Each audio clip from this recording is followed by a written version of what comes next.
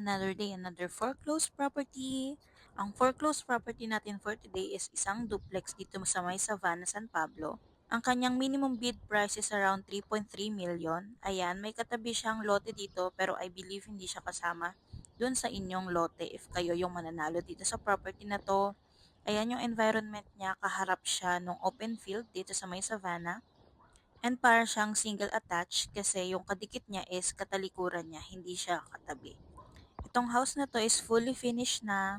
Meron na siyang tiles up and down, may kisame na, meron na rin mga division sa taas. And then kung makikita nyo, ayan yung itsura niya sa loob.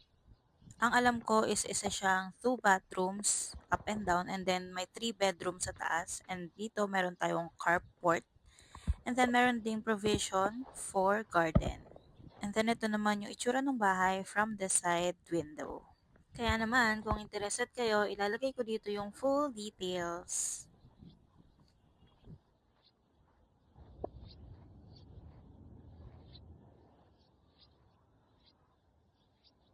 Like, follow, or subscribe for more videos.